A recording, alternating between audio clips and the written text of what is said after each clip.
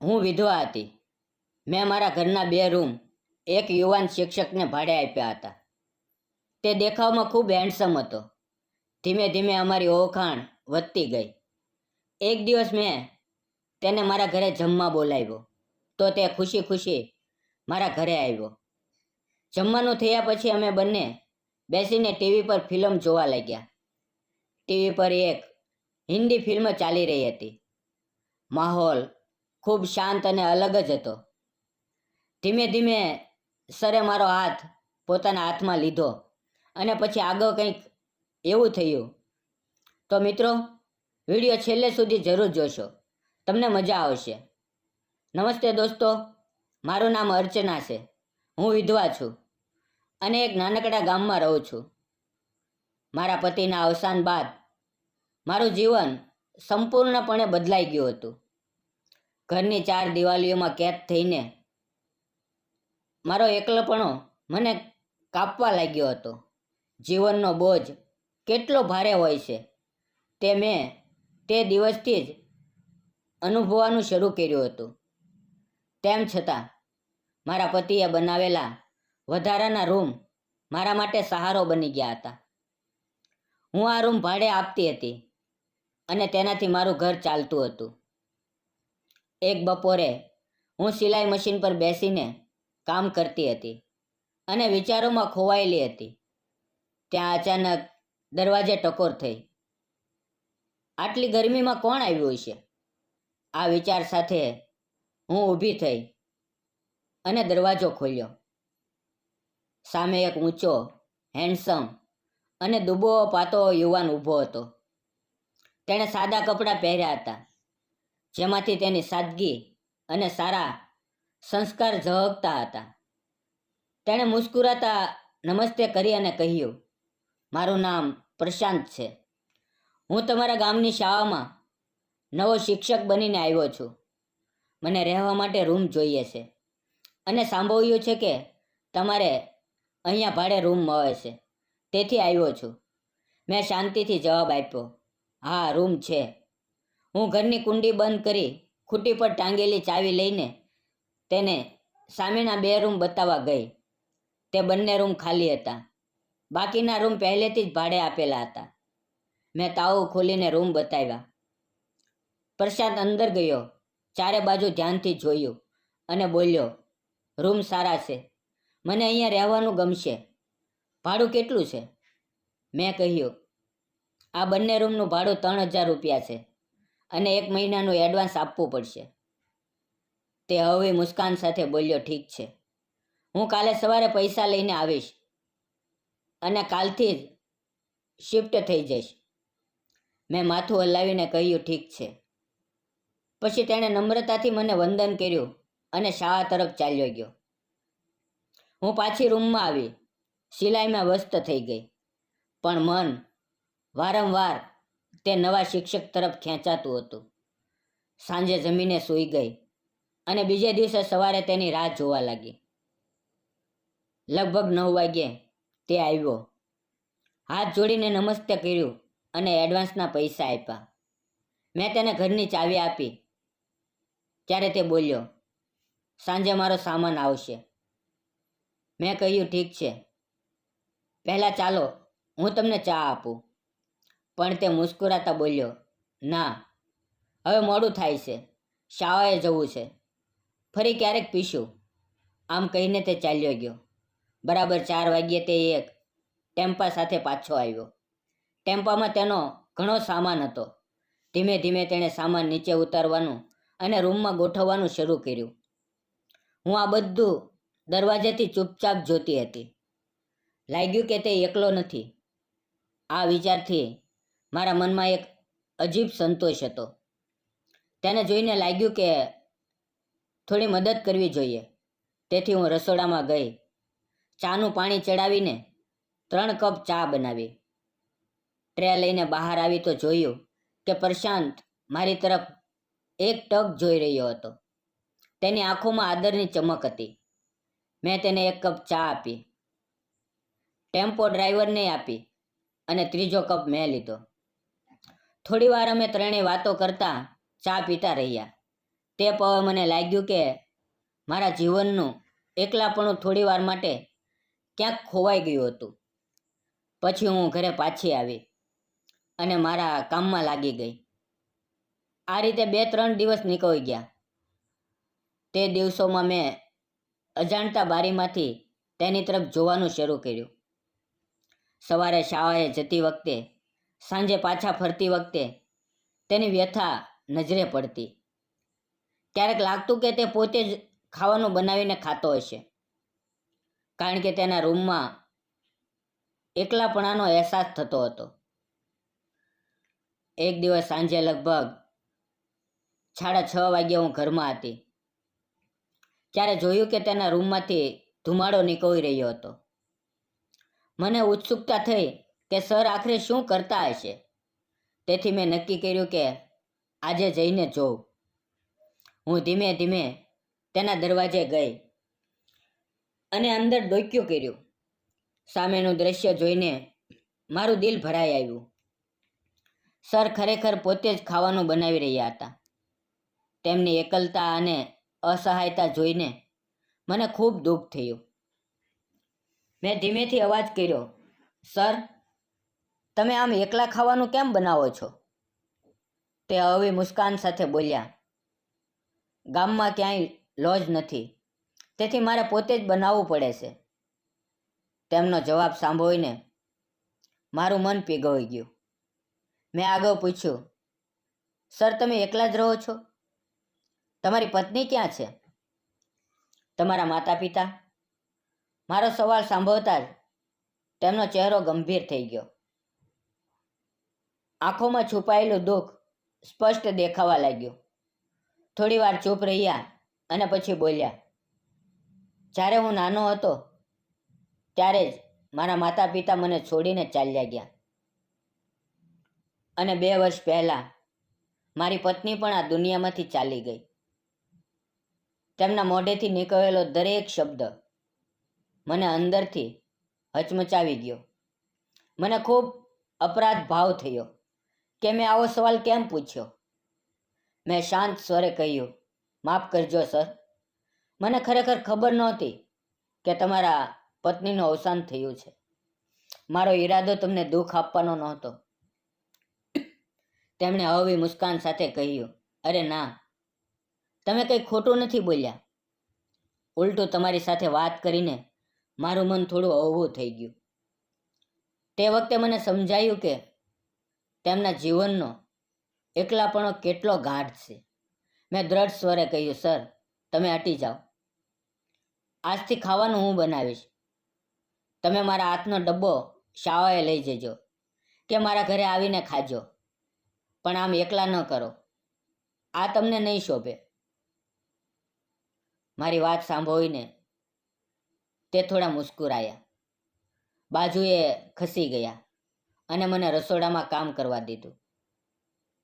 જ્યારે હું તેમના રસોડામાં કામ કરતી હતી ત્યારે તેમણે અચાનક પૂછ્યું, તમે પણ એકલા જ લાગો છો? હું થોડા દિવસથી જોઈ રહ્યો છું. તેમનો આ સવાલ સાંભળીને મારું દિલ ભરાઈ આવ્યું. મેં ધીમે ધીમે કહેવાનું શરૂ કર્યું, હા સર, મારા જીવનમાં પણ એવું જ થયું છે. મારા પતિના જવાથી હું ખૂબ એકલી થઈ ગઈ છું. મારા લગ્ન 4 વર્ષ પહેલાં થયા હતા.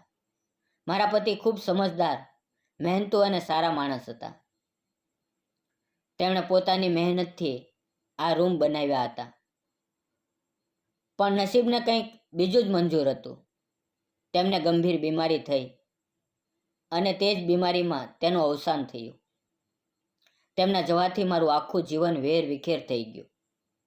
હું માયકે ગઈ હતી, પણ ત્યાં પણ મને મન ન લાગ્યું. પતિની યાદો મને દરેક પળે સતાવતી હતી. તેથી હું પાછી અહીંયા આવી ગઈ.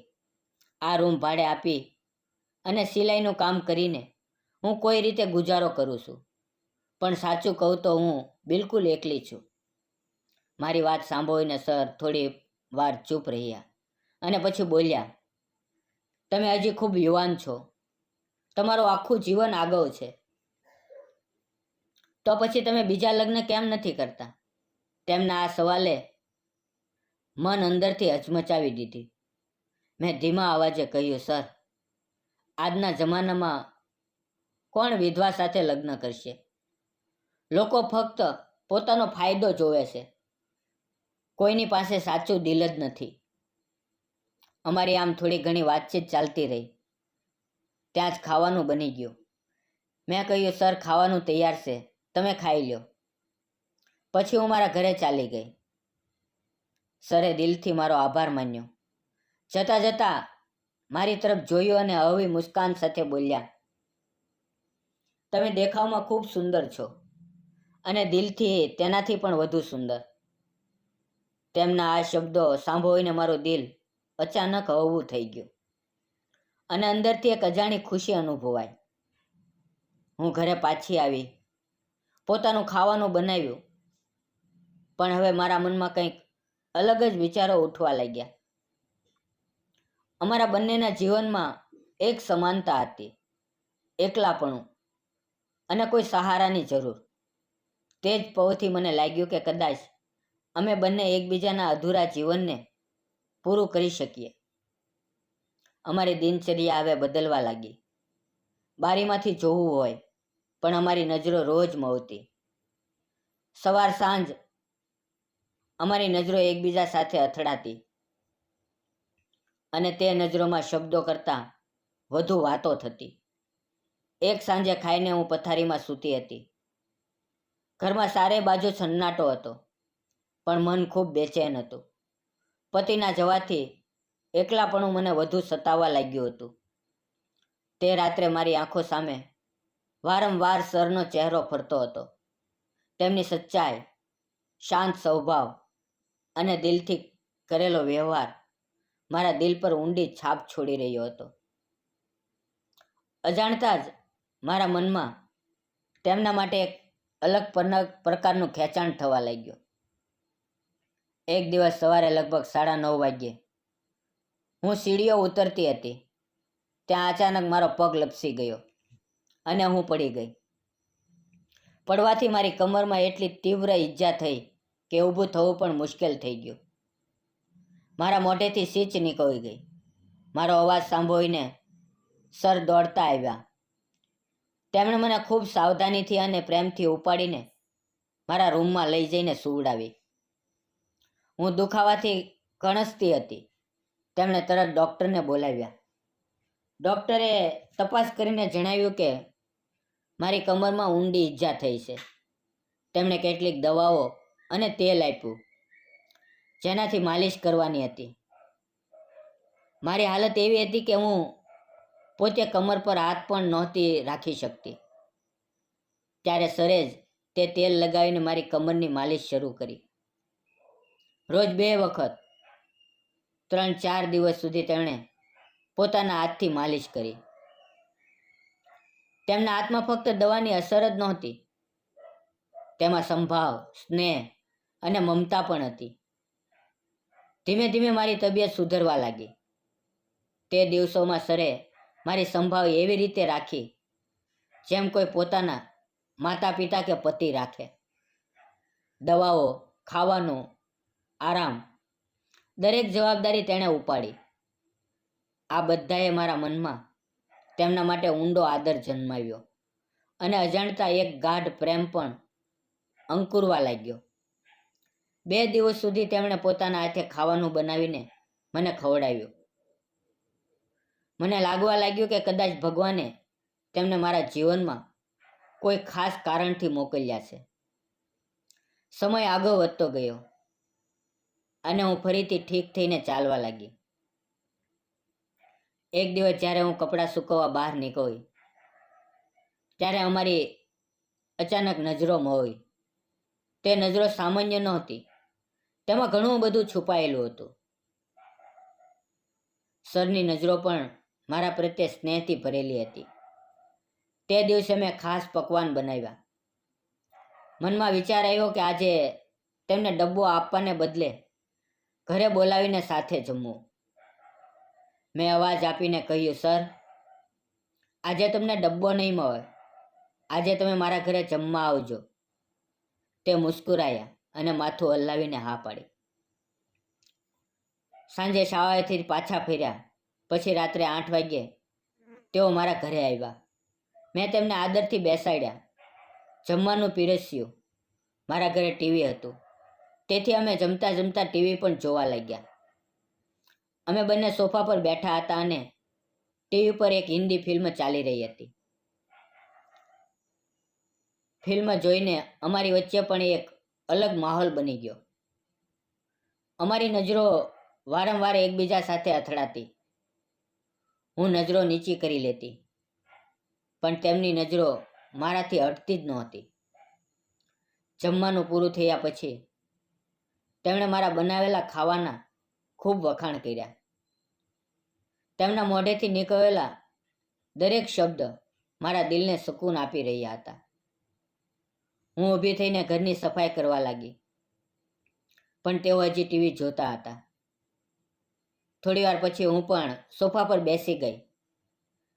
હવે અમે એકદમ નજીક હતા. ફિલ્મના સંવાદો સાંભળતા સાંભળતા અમારા દિલ પણ અજાણતા એક થઈ રહ્યા હતા. ત્યારે અચાનક સરે મારી તરફ જોયું અને શાંત સ્વરે કહ્યું, અર્ચના, મારે તમને કંઈક કહેવું છે. હું થોડી ગભરાઈ, પણ હિંમત ભેગી કરીને બોલી, કહો ને સર. તેમણે ઊંડો શ્વાસ લીધો અને કહ્યું, મને તમે ગમો છો. ફક્ત દેખાવમાં જ નહીં, પણ તમારો સ્વભાવ, તમારી વાતો, તમારો દિલથી કરેલો વ્યવહાર, બધું જ.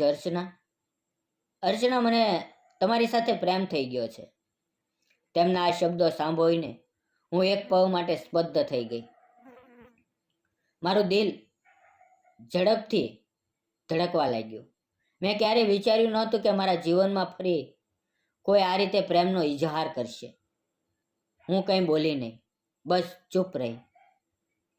મારું મૌન જોઈને તેણે આગળ કહ્યું, મેં ફક્ત મારી લાગણીઓ વ્યક્ત કરી છે. આગળનો નિર્ણય સંપૂર્ણપણે તમારો છે. તમને જે યોગ્ય લાગે તે કરજો. તેમના સાચા શબ્દો મારા દિલમાં ઉતરી ગયા અને મારું જીવન એક નવા વળાંક પર આવી ગયું. પછી મેં સરને કહ્યું, હું તમને ક્યારેય દબાણ નહીં કરું, પણ મારું દિલ જે કહે છે તે હું તમને જરૂર જણાવીશ. આટલું કહેતા હું ધીમે ધીમે સરની નજીક ખસી ગઈ અને તેની આંખોમાં ઊંડે જોવા લાગી. તે પળે અમારી નજરોની અનકહી લાગણીઓ એકબીજા સુધી પહોંચી રહી હતી.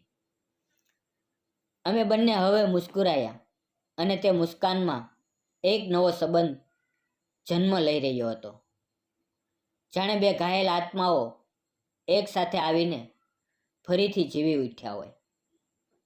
તે દિવસથી અમે ઘણી વખત મળતા રહ્યા, સાથે સમય વિતાવતા રહ્યા અને એકબીજાની વધુ નજીક આવતા ગયા. અમારો પ્રેમ ફક્ત આકર્ષણ નહોતો, તેમાં ઊંડાણ, સમજદારી, વિશ્વાસ અને એકબીજા પ્રત્યે સાચી આત્મીયતા હતી.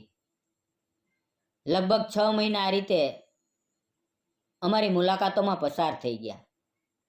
આ દરમિયાન અમે એકબીજાને સંપૂર્ણપણે જાણી લીધા. અમે અમારા દુઃખ, આનંદ અને યાદો શેર કરી અને જીવનના સપનાઓ વિશે પણ વાતો કરી. અને આખરે અમે નક્કી કર્યું કે હવે આ સંબંધને સાચી ઓળખાણ આપવી જોઈએ. લગભગ 7-8 મહિના પછી અમારા લગ્ન મંદિરમાં ધામધૂમથી થયા.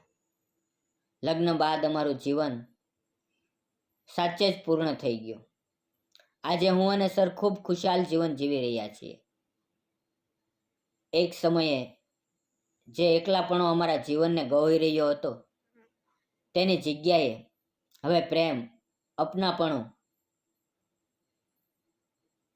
અને સહારાએ લઈ લીધું છે. દોસ્તો, તમને શું લાગે છે? મેં અને સરે લગ્ન કરવાનો જે નિર્ણય લીધો તે યોગ્ય હતો કે ખોટો? તમારો અભિપ્રાય જરૂર શેર કરજો.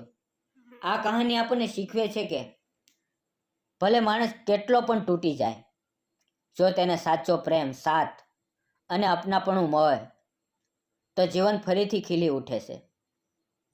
અર્ચના અને પ્રશાંત, બંનેએ પોતાના દુઃખોમાંથી બહાર આવીને એકબીજાનો હાથ પકડ્યો અને નવા જીવનની શરૂઆત કરી. આ કહાની આપણને શીખવે છે કે જીવન ક્યારેય રોકાતું નથી. આપણે ભૂતકાળની પીડાને છોડીને વર્તમાનની ખુશીઓને અપનાવવી જોઈએ. સાચો પ્રેમ ફક્ત આકર્ષણ નથી, તેમાં વિશ્વાસ, સમજદારી અને એકબીજાની સંભાળ છુપાયેલી હોય છે. તેથી હંમેશા યાદ રાખજો, જીવન તમને બીજી તક જરૂર આપે છે, બસ આપણે તેને ઓળખીને સ્વીકારવી જોઈએ. જો તમને અમારી આ પ્રેમ કહાની ગમી હોય તો કૃપા કરીને લાઈક કરજો, શેર કરજો અને ચેનલને સબસ્ક્રાઈબ કરવાનું ન ભૂલતા. ફરી મળશું આવતીકાલે મિત્રો એક નવા વિડીયોની અંદર. ત્યાં સુધી આવજો અને વિડીયો પૂરો જોવા બદલ આપ સૌનો ખૂબ ખૂબ ધન્યવાદ. મિત્રો, વિડીયોમાં આવેલા નામ, પાત્ર અને ઘટના ફક્ત કાલ્પનિક હતા.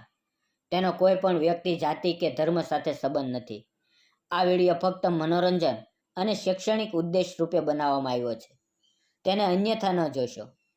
ધન્યવાદ મિત્રો.